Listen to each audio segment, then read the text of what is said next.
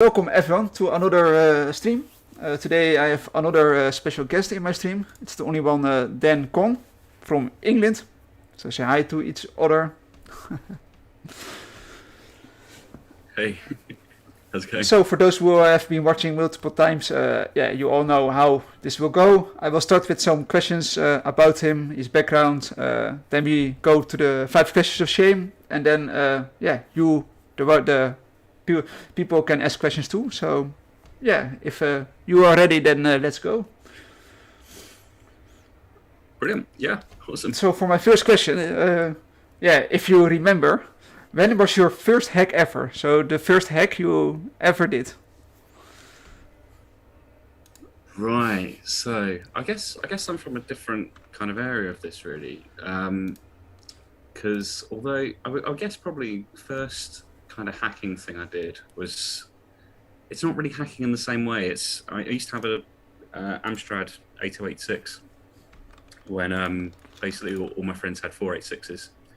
That's how I got into writing software in the first place. My great granddad basically got all his life savings and threw it into this really old computer because he got ripped off. So I, instead of, you couldn't get a refund from this place, it was a second-hand like pawn shop. Yeah, it was like, no, of course not, we've just sold it off.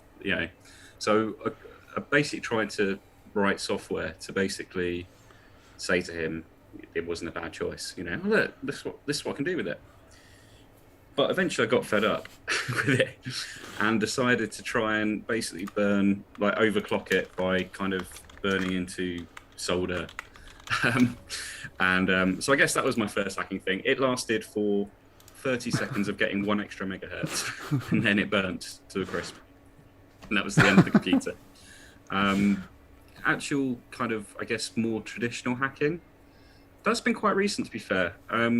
Really kind of hack the box stuff. My main I guess my background really into cybersecurity has been more blue team based. My first instance was maybe about 10 years when I first was kind of in as a mid-level dev, and we got hacked. So it was kind of like having to learn instant response on the fly because you had somebody coming at you. So I guess that was my first kind of hacking experience, but it wasn't me doing the hacking, it was someone else. Well, thank you for sharing the story, and of course it's perhaps not your hacking, but still you have experienced the hacking part. So it still counts as a kind of hacking. Yeah. And of course. Yeah. I guess. Oh yeah, go. I guess if you really count it, it's I did the beer con talk about social engineering bouncers, but I think everyone does that, really. It's not really a unique thing. We all try and get underage. It's kind of social engineering, but not really. yeah, it's fair. It's true. We all are doing some way kind of social engineering. Well, thank you again for answering that question. Let's go to the second question. Did you went to college, or did you learn everything by your own, by watching YouTube, reading books, or Yeah. So both, to be honest. I never went to uni when I should have done. So basically, I left sixth form college without any A levels. So sixth form is like this. If you finish school in the UK at 16, then you have 2 years between 16 and 18 to do what they call A levels, and then you would go to university. So I stayed for the sixth form, but then left before I was 18. So I didn't have those qualifications. So but I did kind of learn when I had the 8086 and learning how to program. That was all from, you didn't have Stack Overflow in those days. You had a big old book called the Amstrad Instructor's Manual, and that's how you learn to program, basically, and from magazines, which wasn't the best way, to be honest. Stack Overflow is much better. But learning other things, pretty much picked it up. But I also then studied later on with the Open University. So I've actually got a bachelor's. I studied a master's in cybersecurity with Edinburgh Napier. I didn't quite finish it, unfortunately. I had to drop out this year. Nice. But So I hope to pick that up once the world's a little bit more stable. It's just a lot to do right now, to be honest. But so yeah, I've studied kind of formally but also taught. I hate the word self-taught. 'Cause you're not teaching yourself. You are still learning from other resources. But yeah, the kind of non-traditional learning way.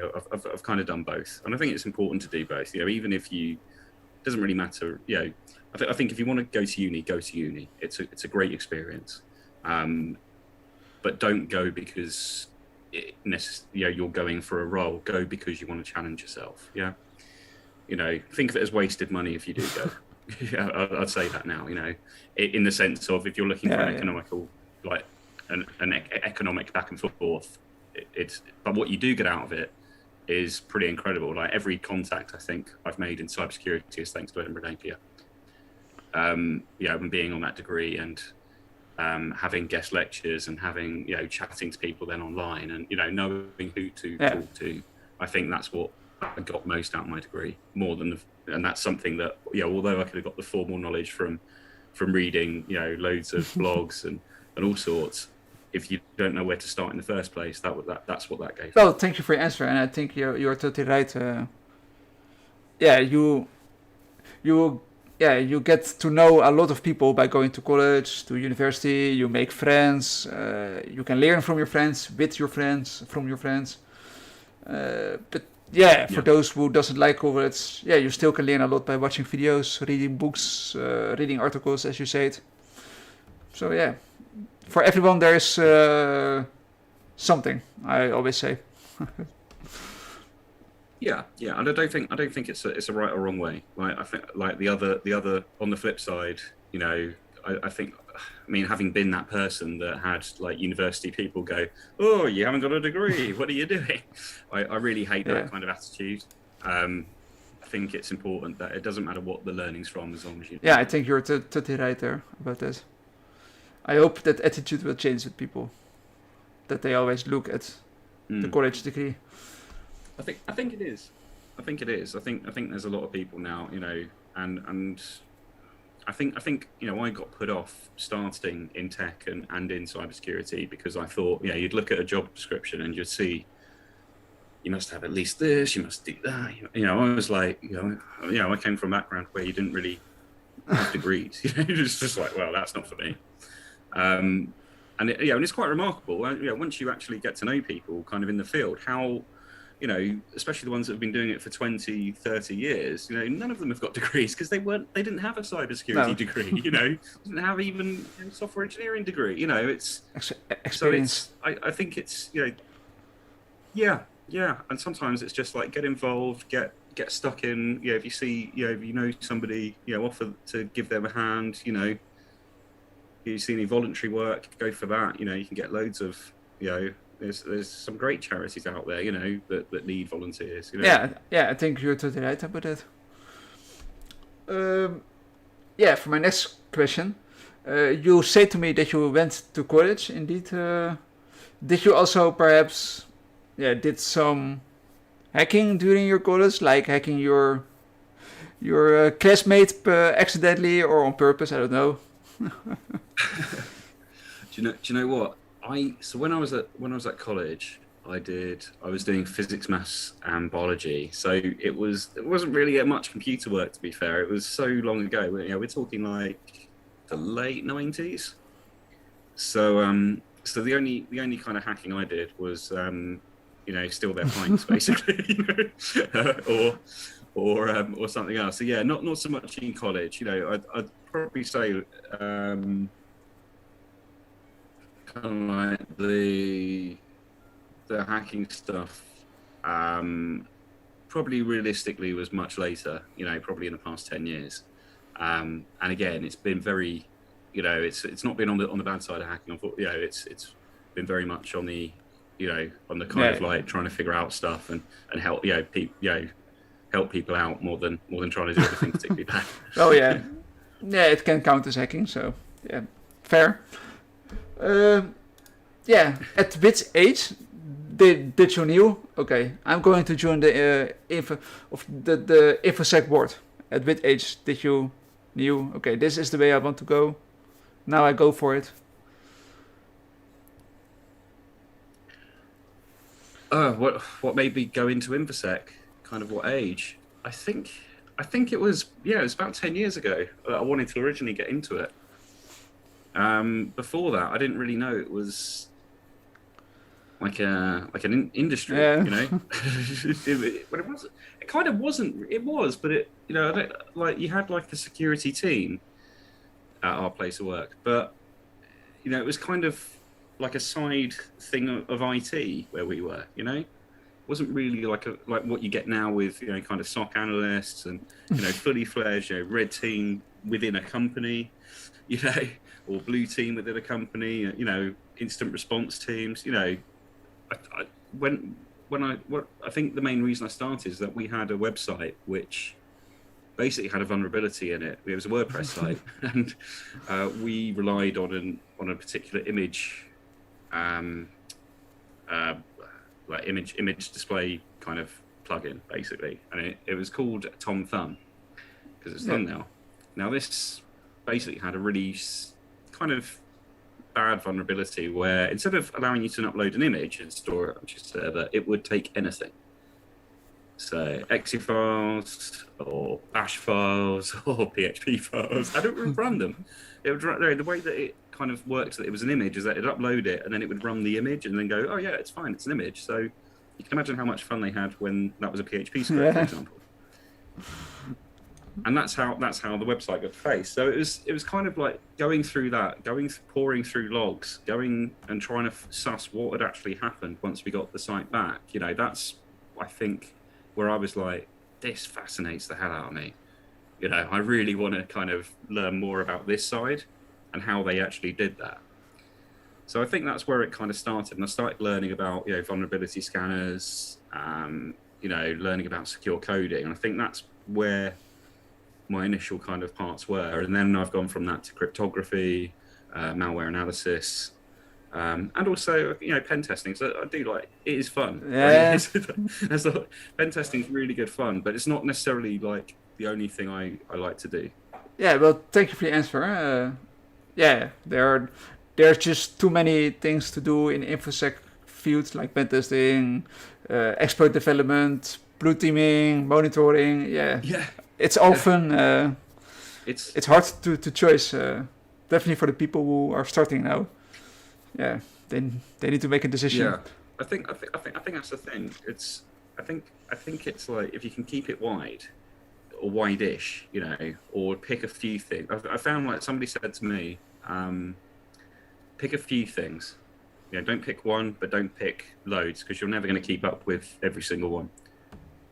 And that's what I've tried to do. So for me, it's cryptography, malware analysis, open source intelligence, and secure coding. Yeah, I think that's a great attitude. Pen testing is also like, pen testing. Yeah, within pen testing, you have web app pen testing, mobile pen testing, cloud pen testing. So yeah, you need to make your choice. But yeah, it's a huge. What huge to thing focus on, for example. I love all kinds of pen testing, but I can't learn everything of all things at once. As you said, you don't need to do too much because then it will be too much and you never can keep up. So you need to take it smaller. Focus on web app, for example, or focus on cloud and perhaps programming as offsite. Yeah. But yeah, thank you for your answer. Yeah. For the next question, what was your first certification that you have obtained? I don't know if you have any OCP or programming kind of certification or SIS or something. I don't. Not that I can remember. I don't have any professional certs. I think, like, that's it. Yeah, I've got my bachelor's. That's it. I did do a GiveX certification course for, like, like when you get, like, the loyalty cards. You had to be certified to program for those kind of loyalty cards. When they swipe them at the cash point machines. So I had to do a course on that, but it's not really. It's not really. Are you planning related. to do one, perhaps, in the future? No, not unless I really need to. I think so far, I'm quite fortunate in that where I work, I have a role that kind of is part cybersecurity, part dev, and part nurturing. And I really kind of value that role, to be honest with you. Um, so I can't really see myself wanting to go much more. I think maybe it might be good to get maybe some AWS certification, or actual maybe vendor tool stuff. More generic, I don't know. No, I don't think so for now. Yeah, perhaps in the and again, future. I know people that have done it, and it's very beneficial. It really depends where what you need out of it. I think if I was looking for a job, it would be completely different. I'd definitely go for it. Yeah, yeah. Well, thank you for answering that question. Uh, yeah, for my next question, it was about the certification, but yeah, let's just skip this one. Uh, yeah, I saw on your Twitter that you are a member of BCS, EEE, ACM. Yeah, perhaps. Yeah. Yeah, can you tell us more about what does it mean? What are you doing there? And yeah, if you are allowed to tell, else we just skip this one. No, it's fine. I mean, all three of them are just you know they're basic organisations for people that are into computing or in particular software. So I'm on a few of the working groups. One of them is the cybersecurity one. One of them is the big data one. But I'll be honest, I'm not like really involved. I will listen to conference papers. I will, I mean, main reason for the ACM is, their library is second to none, and you get a lot of really good resources. And you can also meet up with people within the ACM. You get some great webinars from BCS as well, British Computing Society, and IEEE as well. They're all very good kind of things to be a member of. But you don't need to get really involved if you don't want to. You can pretty much step back, read it all, which is pretty much what I do, and then occasionally I might comment on things as I'm going, and that's pretty much it. I don't get too involved in it. If I found something that I did want to get involved in, then I'd probably go a bit further. But at the moment, I just like being a member of them and reading all the stuff they do. To be honest. Oh yeah, I think it's nice, and of course, it's like volunteer work kind of thing, similar to volunteer. Yeah, well, the volunteer work is actually a lot more interesting. It's a lot more involved. And to be honest, you can be a BCS member once you have a certain amount of years, kind of either experience or you have an equivalent qualification. And it's good in a kind of sense of, having that kind of like you're a member of an organisation, but the actual work involved. The volunteer work's much more interesting. So being able to help out in certain areas, it's that's good. Giving kind of something back to people, that's much better. Yeah. Well, thank you for clarifying that for us. Yeah, are you doing any volunteer work, perhaps? No. Not at the moment. No. Yeah, not at the moment. What I tend to do is be a cheerleader for other people that do all the hard work. I'm a big fan of what Innocent Lives do, but obviously I don't really do any of that myself. And also the Cyber 19, CV19, what they do is amazing.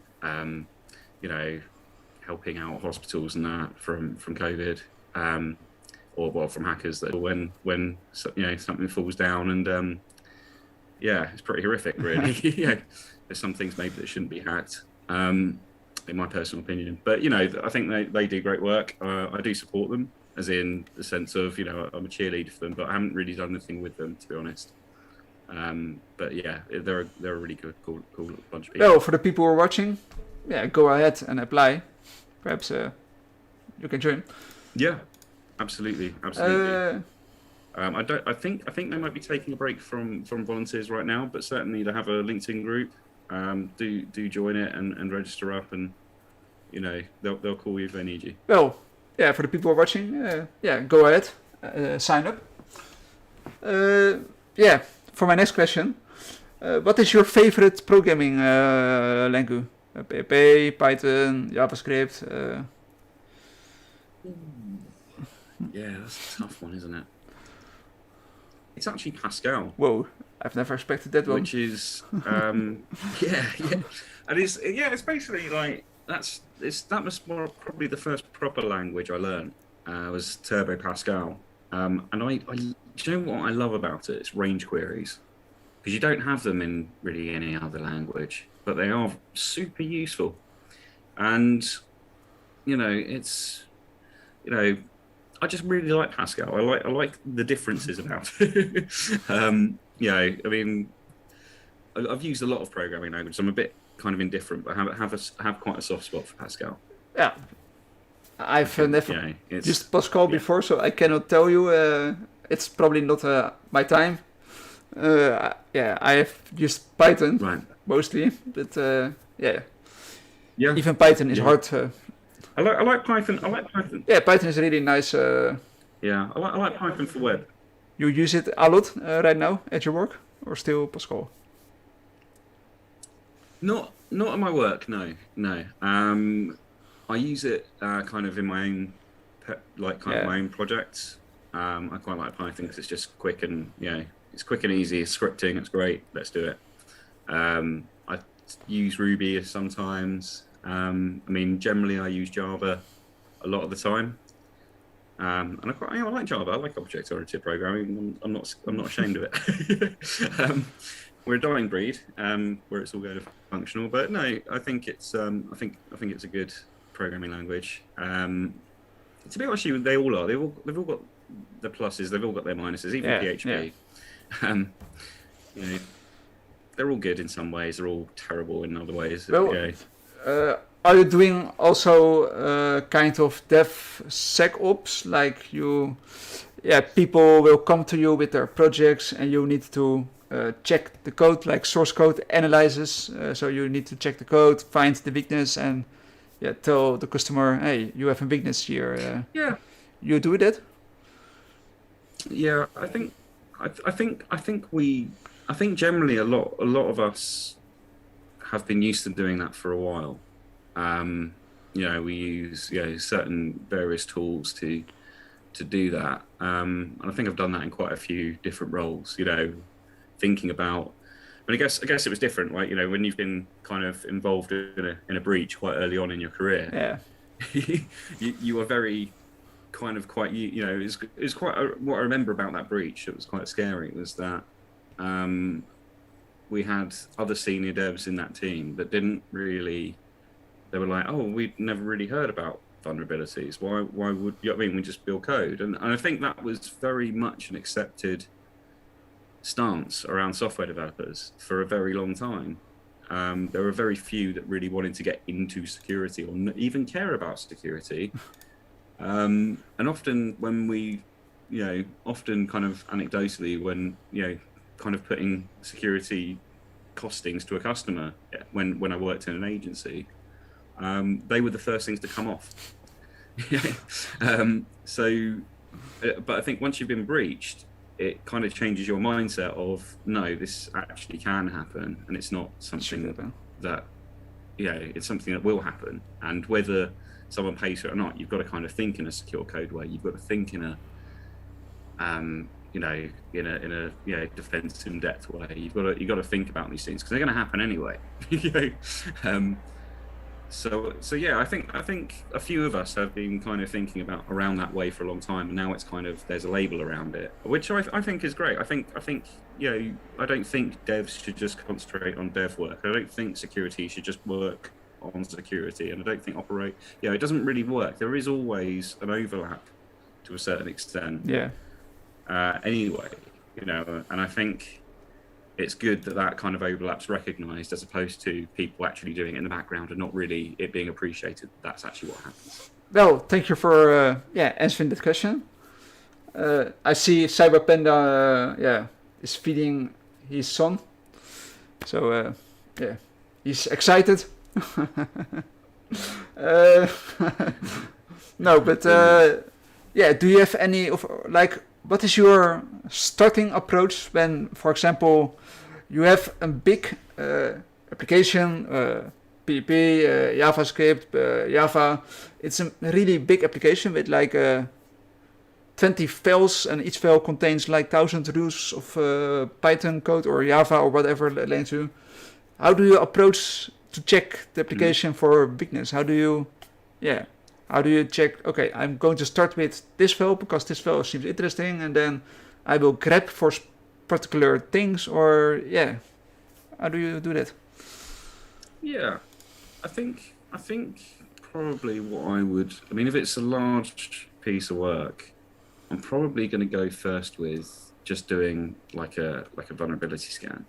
Just a generic out the box, not really adding any particular, not doing anything clever. Just run something like Vega or Qualys, and just or any other vulnerability scanner. OWASP is another brilliant one. Yeah, It's great. Off the bat, finding the low hanging fruit.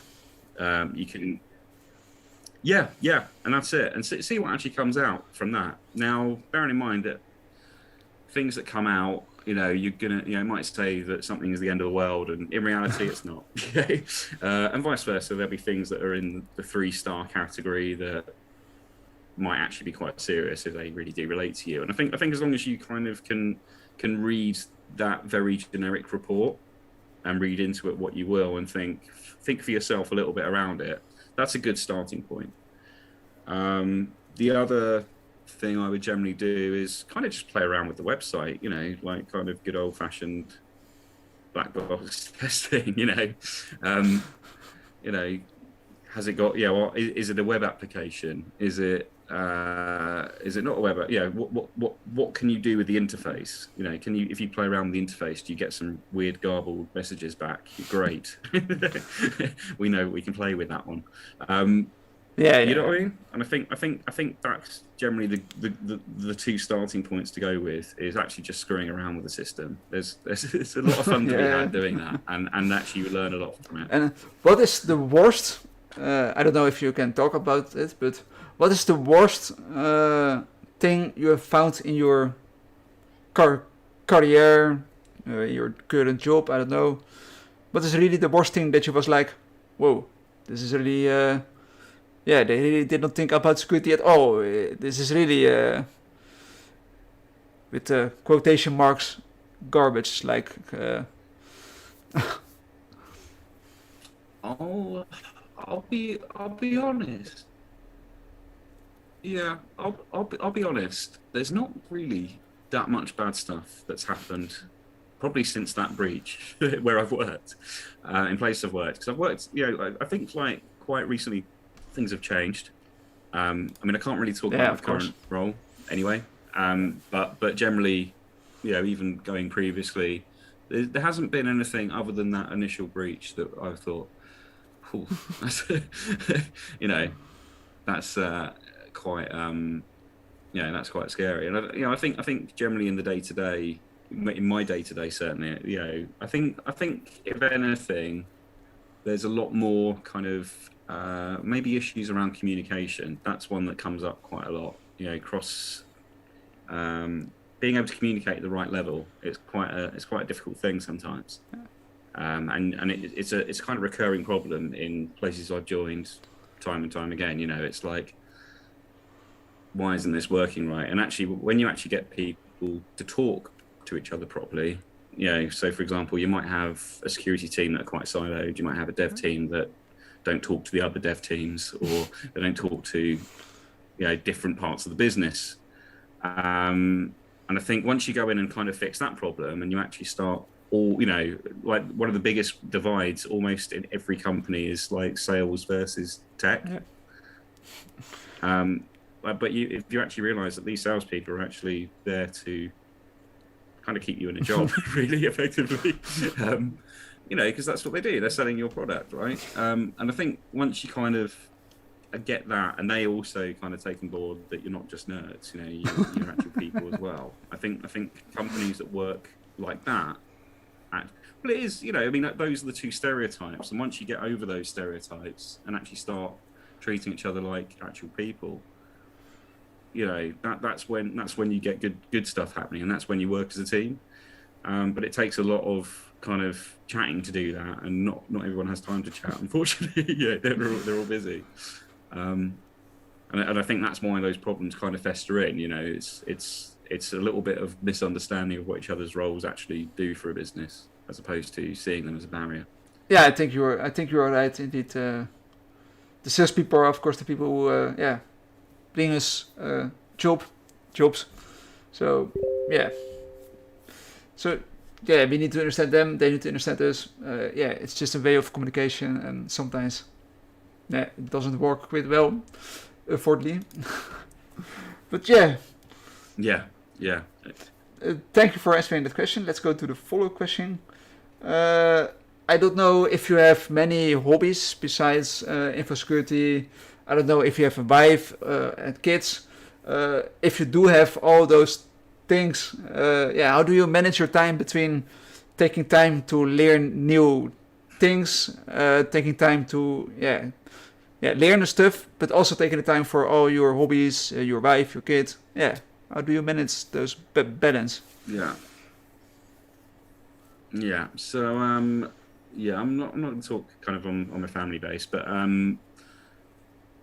I've got quite a lot of hobbies. Like I like to run, I like to skateboard, I like to swim, I like to do lots and lots of stuff. And I think it's important. Like you make time.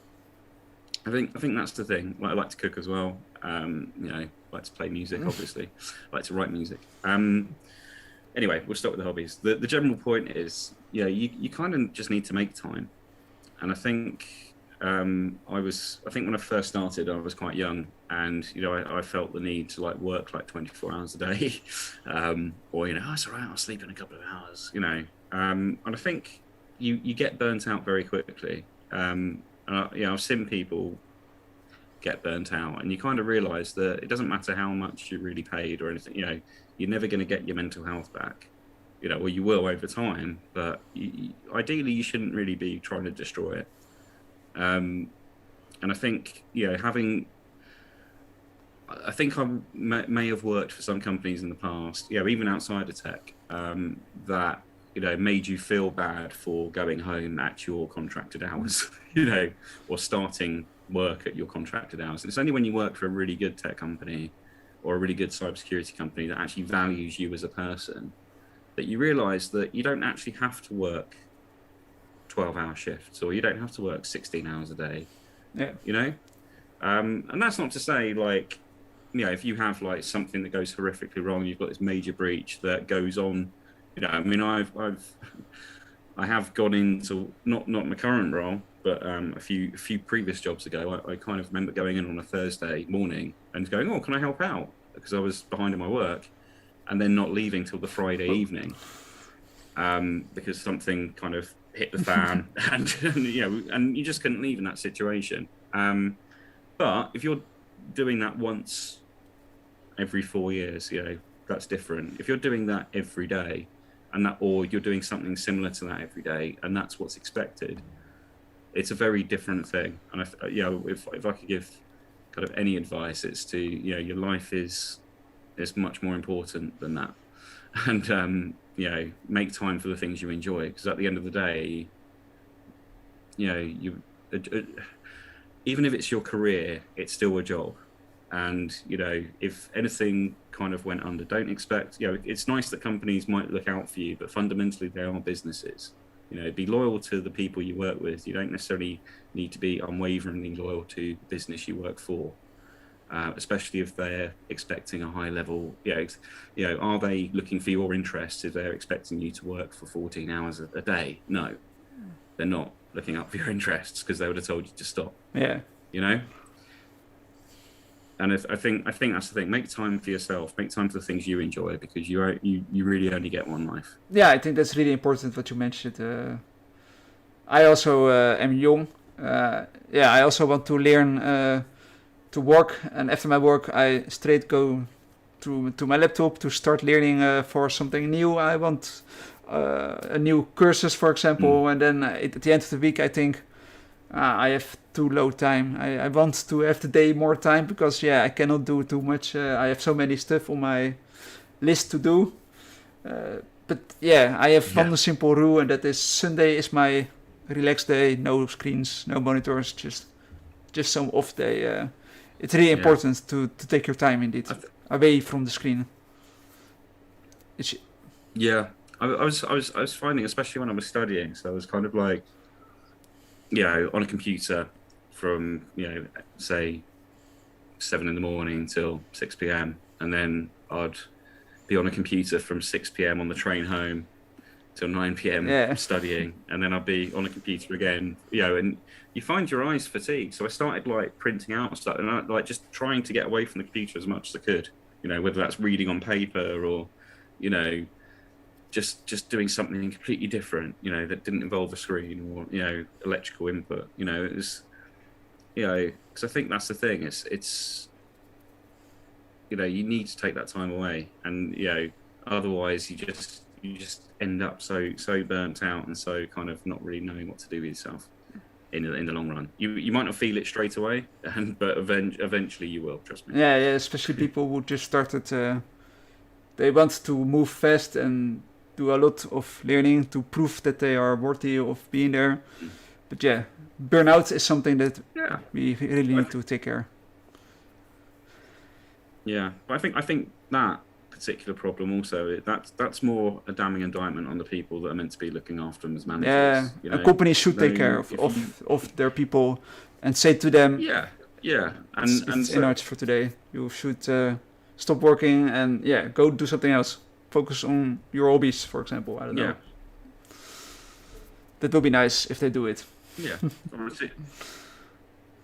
Or if you're a team leader, don't try and look at your staff and think, are they actually, tell them go and take a rest. It's fine. Let's go home early. Take them to the pub. Exactly. Or anything else. Get them to a coffee shop. Get them out the office. Smoke some weed. Is it? Yeah. No. It was a joke. Don't smoke weed.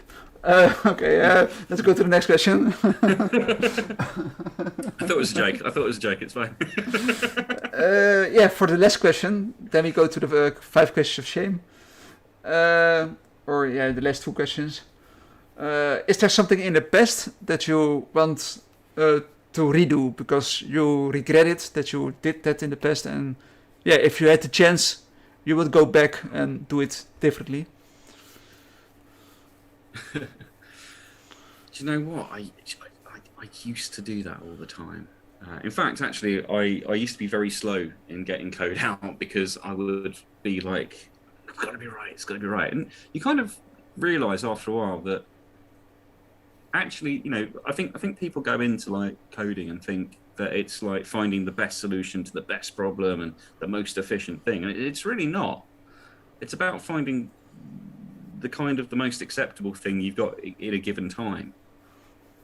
And I think that's the thing to kind of bear in mind, that actually what is the most acceptable thing? Well, the most acceptable thing is that it should be secure, first and foremost. And then the second, the also equally thing is that it's got to actually do what it's meant to do. Of course. But actually beyond that, as in kind of, can you make things more efficient? Of course you can, all the time. Can you make things, more readable? Yeah, definitely. Can you, but if you keep on thinking about it too much, you'll never get anything done. And I think that's the thing. So maybe my regret was procrastinating for so long when I was early on in my career and actually not getting things done in time.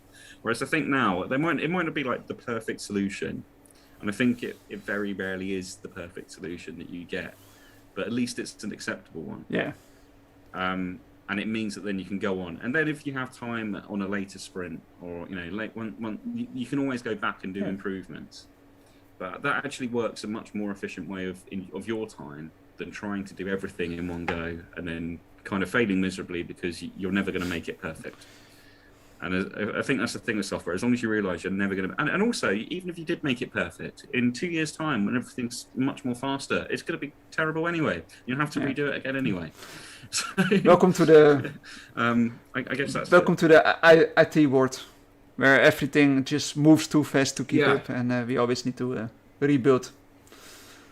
Yeah, yeah. All those beautiful bits of cryptography that you're learning, and all those all these new quantum proof things. Give them 20 years, they're Exactly. all gone. and all your code base and it's useless.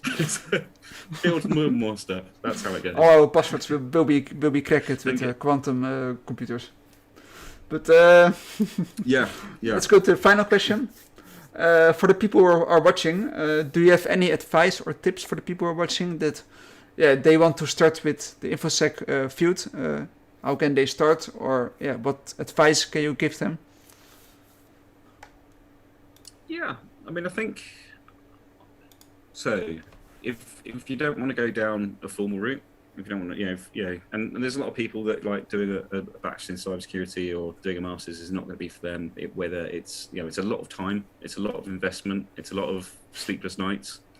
So you might not want to do that. If you do, great. I thoroughly recommend both. If you don't, then start with things like Hack the Box. Great way to learn. Look up. I mean, even you have like webinars done from like again the BCS, the British Computer Society, IEEE, ACM. They're actually normally open to non-members as well. So have a look. Look on like Eventbrite. That's a great platform that you pretty much anyone that's doing a webinar or a talk near you will invariably be on there. Or Meetup. Meetup's another one. It's not so popular these days, but you still get some use of it. You still get some use of it, and that go to these things. Go to like things like B-sides in B-sides Liverpool is quite soon in September. Go to these things. Go to virtual conferences. I was quite lucky. I went to the Many Hats Club Isolation Con last year, and this year, that's the thing. These small kind of virtual conferences, do get involved with them, and get submit that talk. If you feel like once you feel like something, submit a talk. What's the worst that could happen? It gets turned down, but it probably won't, because even if you feel like it's the same that everybody else knows, it won't. It will be different, because it's the way you're telling it, and that's what to do really. Just get involved. Volunteer. So many things you can do, but all these things will get you experience, and they'll teach you contacts. You'll meet great people anyway. And it's just generally what I found in InfoSec is most people are incredibly friendly. They all want to help. Get on Twitter. Talk on Twitter. That's the other thing as well. There's quite a lot of InfoSec people on Twitter. They're pretty approachable. I would say out of every maybe 1,000 InfoSec people that I've met that are absolutely awesome, there might be one that's not. And very rarely, as I say, they're already blocked. So I can tell you that is indeed. That's it. Indeed, the InfoSec field is really nice people. I have asked many people to come to my stream to do the same as I do with you, and only one. So far, only one turned me down, but all the others, were open and reacted very quickly to me with a yes or a no. So the InfoSec field is really amazing people. Definitely follow them. As you say, you can learn a lot from them. Well, thank you for that answer. So let's jump to the 5 questions of shame. And then if there are questions from the people, then the people can also ask questions. So for the first question, which hero will you be? You can choose any hero. Which hero will you be? You can be any hero you want. Yeah. Which hero? Oh, era. Yeah, like Superman, Batman, Aquaman. Oh, okay. Yeah. Era. Yeah. Okay. So, which superhero? Okay. Batman. Don't know why. Just Batman. I want to be Bruce Wayne. I want that amount of money, and to live in that huge mansion. I want a Batcave. And a butler. I want a utility belt. Yeah, I want a utility belt that has everything from like, dust repellent to, shark repellent to, neutron wave repellent. Who wouldn't want to be Batman? Oh yeah, it sounds good. Yeah, but why not? Let's go with Batman. For the second question, if you can choose two parents, which two parents would you choose? It can be two males, it can be two females, it can be real people, celebrities, but it can also be imagination people from movies, books, strip books, whatever you want. So who would be my Yeah. parents? Okay. Yeah, that's a tough question. That's who would it be? Who would I want? Well, probably no. I can't replace my mum. My mum has to be my mum. I'm sorry. She's really cool. But who would be my dad? Who would? Do you know what? It'd be pretty cool to have Richard Feynman as my dad. Actually, wouldn't that be cool? Mad physicist dad who gambles a lot and it's generally loads of fun. Yeah, it can be fun. I would say. Well, yeah, it seems a great choice. For my next question, what will be your weapon of choice? So you can choose any weapon, real weapons, but you can also think of just an imaginary weapon, like a weapon that shoots bears or shoots hooks at people, Yeah, I or mean, throwing I've keyboards. played. That would actually be really cool, like a catapult that shot keyboards. And made a musical note every time it hit. Different one. That'd be brilliant. I mean, I used to be a huge fan of Doom. I used to play that game forever. So I think of the BFG, the big fucking gun. Yeah, sounds cool. I just want one in real life. Yeah, perhaps they will build it in the future. I don't know. You never know. For my next question, in a game of scissor, paper, and rock, what will be your first choice? Rock. Again, someone with the rock. Many people choose rock. Really? Yeah, many people go for rock. Yeah. Nobody goes for paper so it's far. No, paper's very papery. It's not a good starter because most people will go for scissors. But now you're saying rock, so maybe we'll just blunt it. Just Yeah. weird.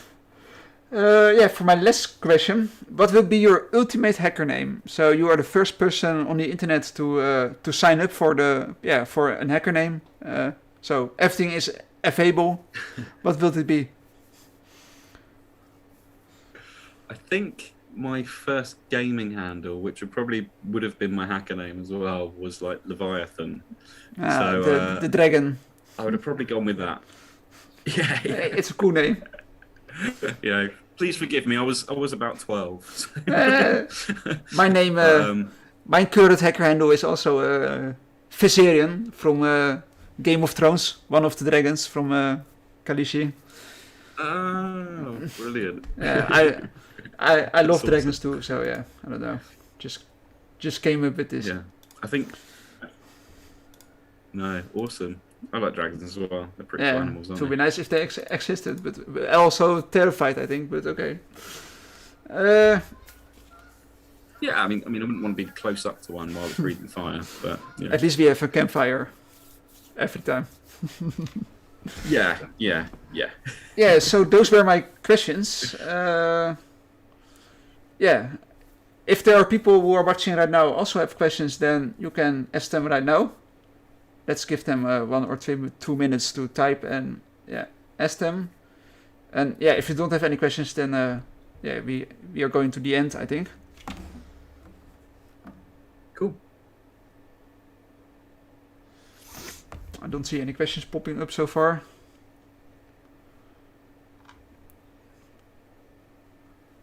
I don't think many people have questions. So let's wait 10 seconds, then 1 minute is over. No, I don't think... no. No, there are no questions from the people who are watching, so I think, yeah, we are going to finish it, to wrap it up. So, yeah, I want to thank you for your time and thank you for the session. I hope you enjoyed the questions I asked, and I hope you had a great time, of course. And No, thank you. It's been really cool. Thank you very much for having me. It's very fun. you're welcome. And yeah, of course, thank you for taking your time for me for this. Yeah, you live in the UK, so yeah, you are 1 hour ahead. No, 1 hour ahead, right? Or yeah, you are 1 hour Yes. ahead of me. So yeah, you are probably going to bed soon, I think.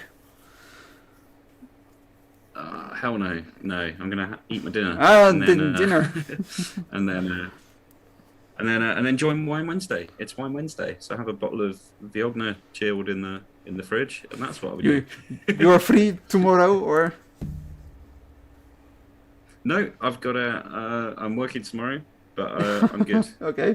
Well, yeah. Enjoy your happy Wednesday evening then, and Thank you, and yeah, to you. thank you. And for the people who are watching, yeah, thank you for watching, and I hope you too enjoyed this session. You can always watch it back if you missed some parts of it.